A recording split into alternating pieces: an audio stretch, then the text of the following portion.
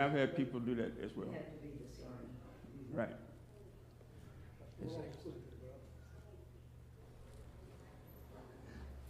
You know, being a chef, if I have food, I'd rather do that. But, you know, a lot of times, like I said, from side of the road, I don't have it. But we have given food to other families, you know, to help them, out, especially during holiday times. And if someone comes, and this is what I love about my wife. She's very caring and very giving. If someone asks her something, we have it, she will go make a box for them. We just sent, what was it, 2 boxes to Haiti? 2 barrels. 2 barrels to We Haiti. got 2 going out to Trinidad. Okay, yeah. And so that's what I love about her. She's a very giving person. I can't emphasize that enough. And this is one of them dry periods.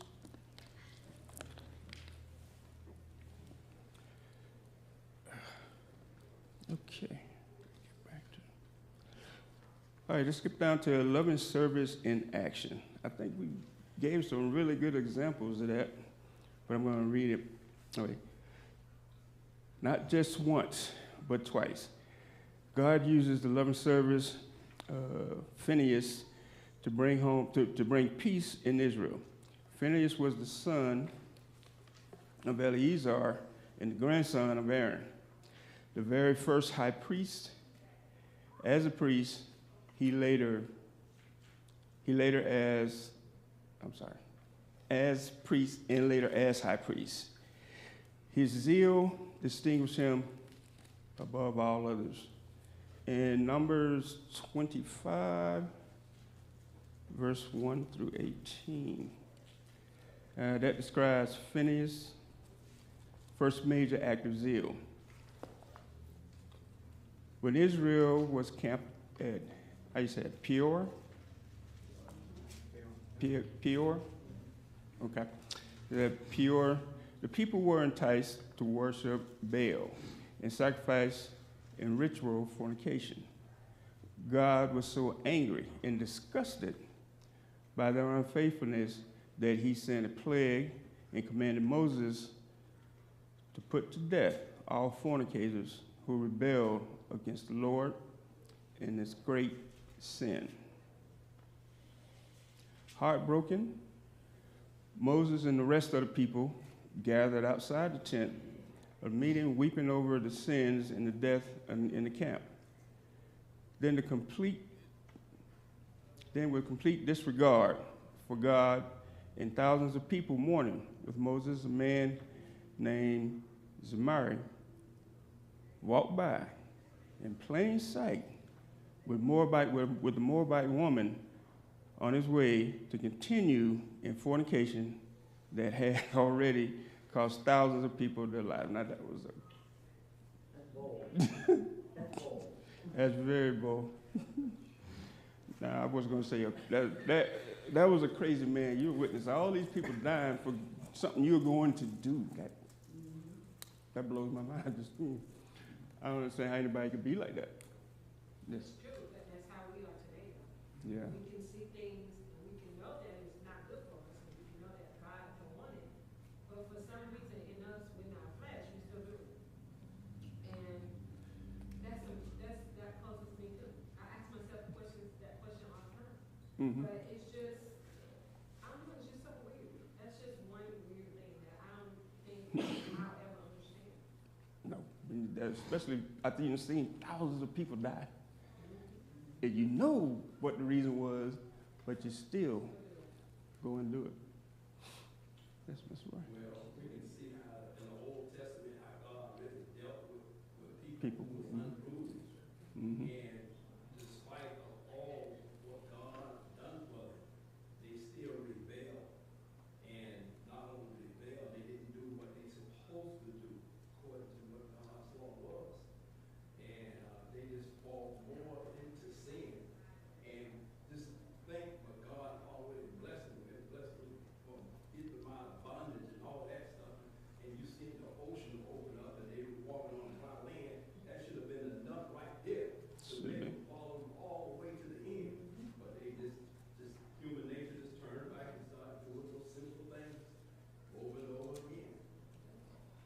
But that's, everybody else? Yeah? Okay. Okay. Imagine this scene in terms of terrorist attack, as we've had. The entire nation is gathered to pray and mourn the deaths of thousands who've been killed. How would those mourners feel when they look up and saw someone obliviously, I'm sorry, don't look right, in the process of initiating another attack? They would be outraged.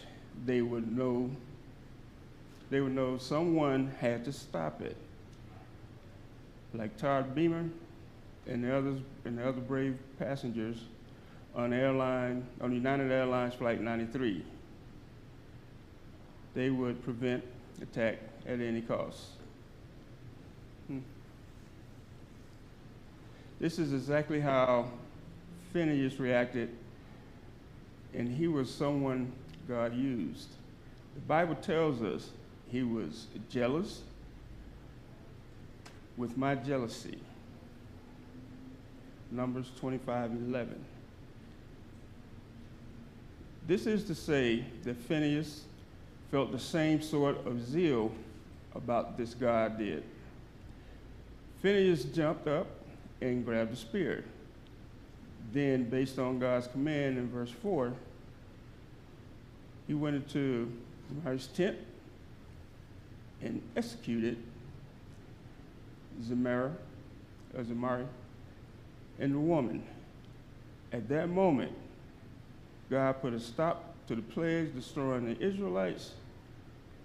With zeal, Phineas demonstrated to the Lord that the people who loved him and wanted to serve him were still amongst the Israelites. So, I noticed from here that the point that God stopped the plague was until someone did something, not until people were just saying something. Right. There's a difference between saying things about, praying for the situation. I mean, we all need to pray. It's very Right. important. But God also wants us to not only pray, but actually do something. And it shows here that God didn't actually start putting his hand in the mix until someone actually was starting to do something. It encourages us that love, as we're thing, it's done in action. It's not done through just empty Speak it out. words. Right. And I've always been taught, I don't know about you guys, but I've always been taught that love is an action word, not just 4 letters. And again, it's something I feel needs to be shown as well as read, like this guy, Mr. Phineas here. I think that's something that also a lot of us take for granted. Okay, I'm going to give you an example. At the end of each school year, me and my team, we hug each other, looking forward to the next year. Love you, looking forward to the next year. But do we really mean that? How are we showing that to each other? I mean, we do throughout the year, we have like 1 or 2, and we rotate it.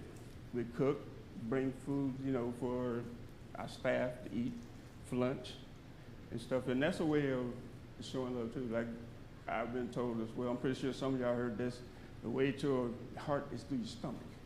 So, that's one reason why we do it like that. It's fun. Okay? Yeah, but like you said, love is a 4-letter word, Mm-hmm. but it has to mean something. It has to have Action with it. Mm-hmm. Because I can say I love you, but if my actions Don't show that. doesn't show that, and it's only verbal, Mm-hmm. not my mouth. Right. My actions which distinguish if I love you or not. Yeah. And I've had friends that, had a couple a while back. The wife says that the husband doesn't love her. He doesn't say he loves her. And in his defense, he said, well, I thought my actions showing you, would express that. He said, I'm not good at saying, bad at showing, because he didn't grow up with that. People saying I love you and showing it. So that was his way of, sure, yes, ma'am. My mom, Mhm. was married to my dad many, many years. And he was always saying, I love you, I love you, I love you, but he didn't show it. He was an alcoholic, he was always going out with the guys, getting drunk, gone all weekend after he got paid. Wow. Went through a divorce, my mom remarried. And the guy that she married was not one that said, I love you. Mm-hmm. But he showed it, and she said, I would much rather he show me Mm-hmm. that he loves me. He doesn't have to tell me that all the time. I got that from my first husband, and he never showed it. So, the actions do speak louder than words. Yes, they do.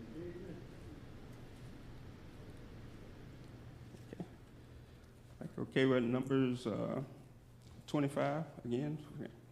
Still talking about Phineas and how God used him. Phineas' first major act of zeal, when the Israelites were, oh, I just did that. Sorry. I have lost my spot.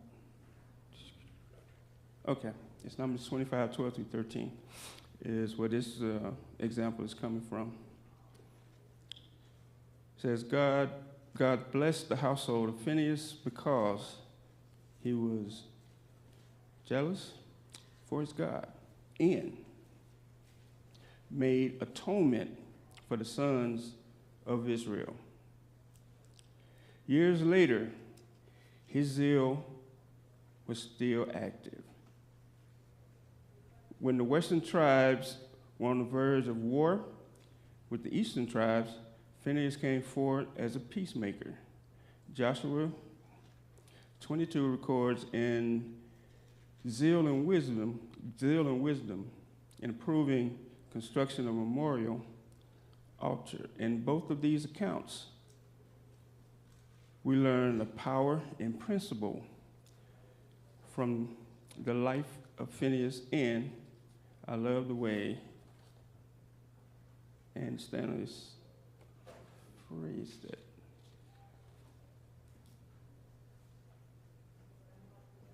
Okay, we're going to go to the role of love. Satan tempts Christians. How many of y'all been tempted? I know I feel like I've been tempted every day. But I guess that's his job, is to tempt us, to pull us away.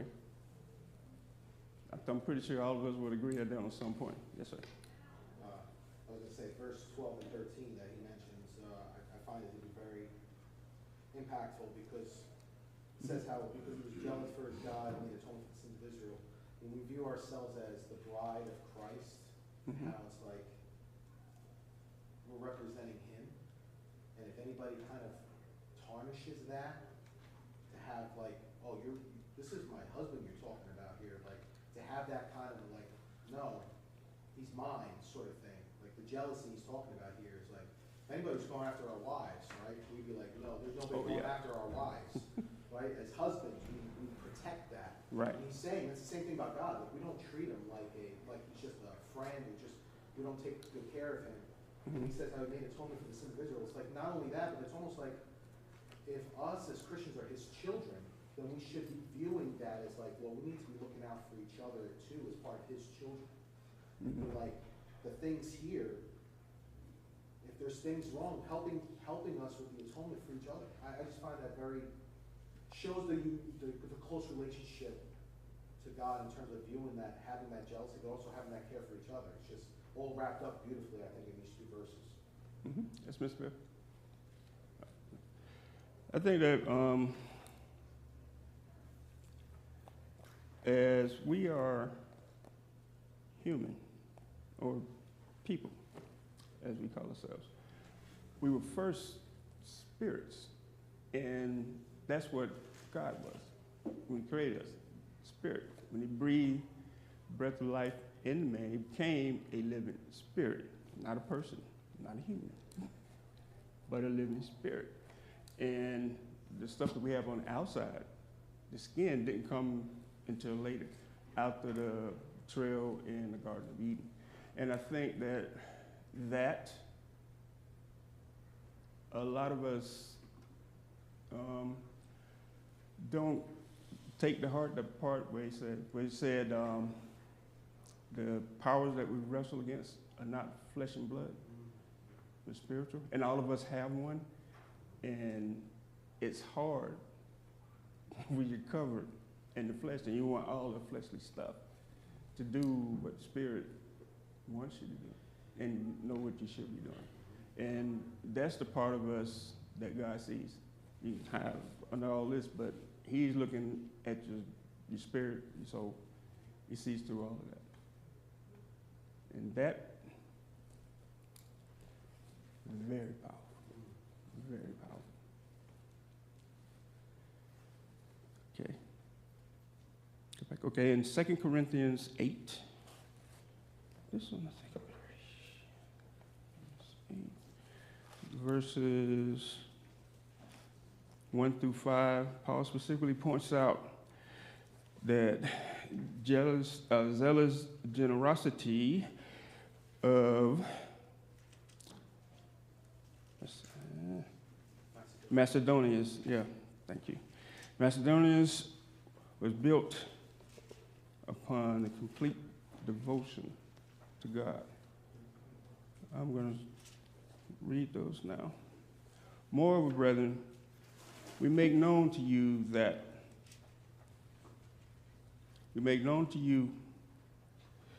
the grace of God bestowed upon the church of Macedonia, that is great trial of affliction, the abundance of their joy in their deep poverty, abound in the riches in their liberality. For I bear witness that according to their ability, yes, and beyond their ability, they were free willingly imploring us with much urgency, and that we would receive the gift and the fellowship of the ministry to the saints. And not only as we had hoped, but they first gave themselves to the Lord and then to us by the will of God.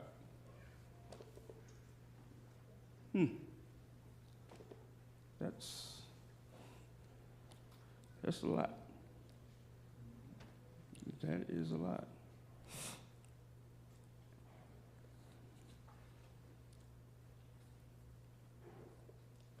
I'm going to try to sum this one up a little bit more. I think that with this, the Macedonians, before they could help anyone else, like many of us, we have to give ourselves first to God before we can, actually have that loving spirit. Like Mr. Roy was saying, you can do things, but do it to be boastful. But to do it and be meaningful, you have to first be in God through Christ.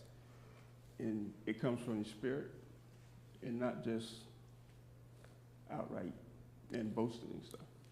It's interesting that he's contrasting the Macedonians with the Corinthians.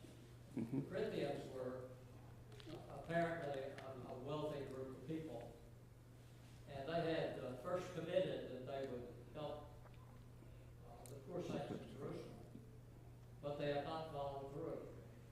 And yet the Macedonians, who are a very poor people physically, jumped at the opportunity to help and immediately made their contribution. And it's so often that way. Many of us will give if it only has to be our overflow. Right. But if out of our poverty we have to give, that really becomes a test. Yes.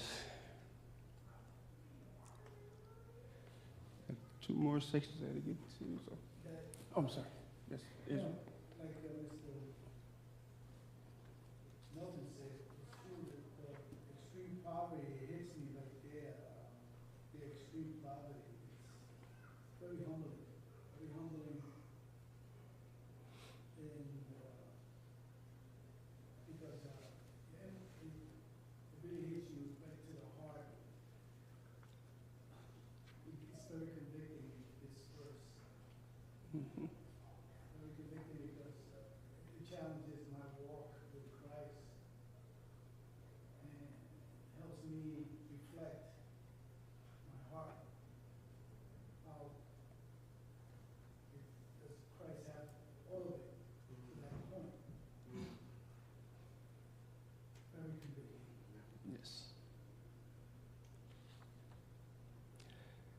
And I know a lot of times folks that don't have much, like he was saying, will not give because they're afraid that they are going to give all that they have and they don't have anything to replace it. But if you look at like this verse here, God will look down on that and say, hey, they're doing like I said. I'm going to make sure that they always have. Whatever it is, it's like it's a blessing, and it helps keep blessings coming your way if you do that. Help people, help other folks out of, even though you're poor and impoverished yourself. You might have one, I'm sorry, but Yes. it's freedom. It's a freedom of introspective, the mindset, looking at life, looking at yourself, there's no fear. Mm-hmm. There's no fear of how much you can give. It's amazing. Definitely comes from God. Right. Doesn't have that power, that strength. I tell you, when I give to someone that I know needs help, there's a feeling that I have that's unexplainable. I mean, it's like a chill up and down my back. I feel good all over, from my head to my toe. It really, it's hard to explain, but if you've had it, been through it, you know what I'm talking about. There's no, I can't put it into words. I really can't. Joy. Joy. But it's, It's not Sure. a feeling. mm-hmm. I mean, you feel joy, yes. Yeah. You feel peace, but the choice that you're making is honoring God with overcoming fear, overcoming doubt, overcoming suspicion, overcoming just all these negative perspectives that we as humans have. Mm-hmm. It's overcoming that. It's just amazing. It's a freedom. It's a freedom of, I cannot explain it. It's freedom. Mm-hmm.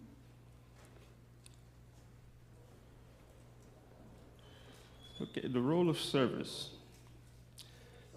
Okay. Mature Christians like Paul describe themselves with terms that emphasize their service, such as slave, bondservant of Christ. Luke 17:7 through 10 challenges you to consider how you would describe your place in God's kingdom. Do you think yourself only as a saint or child of God, but neglect the reality that you are a servant? That is. Okay, just real quick. 17. I thought I had this set up so that I can just flip to it, but I guess I did not. 17.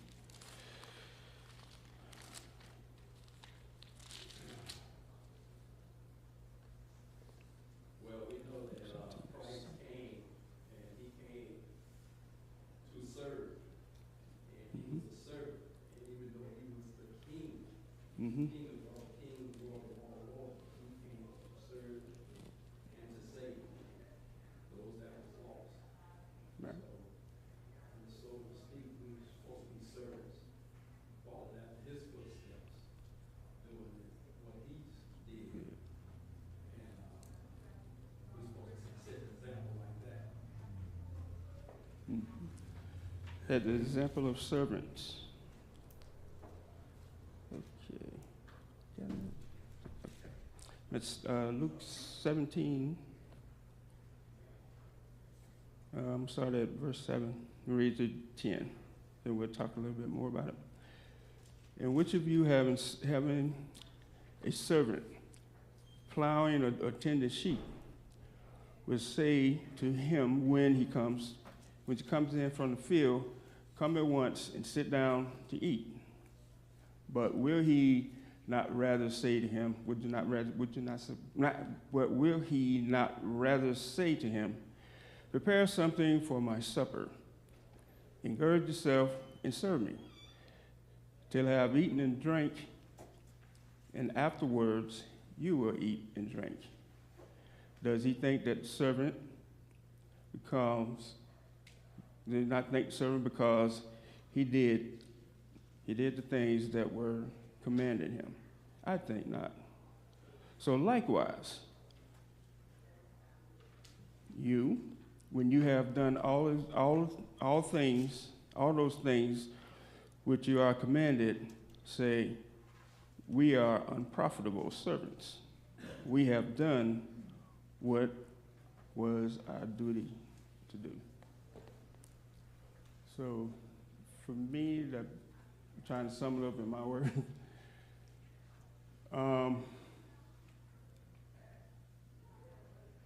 Don't expect a whole lot outside of what you're doing. Like, okay, some people, I'm gonna go back to the job again. I have folks that work for me right now that can't complete what they say they can. They don't complete the job. But at the end of the day, they want me to stand as they go out the door, because I always say, hey, thank you, you have a nice day. Now, they're looking for, well, at least one guy told me this. He said, I don't get many attaboys around here for doing the job. I think what Christ is saying to them, you're not going to get an attaboy for that. You're doing what you're supposed to do. Don't expect mountain of gold, or something like that, for doing what you're supposed to do. And I told him, I said, you're not completing your task. That's one thing.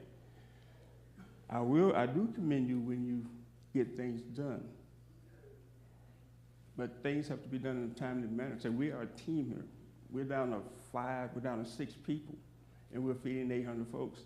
And you're taking just about your whole shift to do something that takes an hour and a half, 2 hours. And he looked at it, and he said, He went home. He came back the next day, and he came up to me and my sister. We were in the back doing fruit and stuff for lunch. He said, Ricky, Tiffany, apologize for how I acted yesterday, the things that I said. He said, I was wrong. There's no other way around it. I was wrong, and I'm sorry.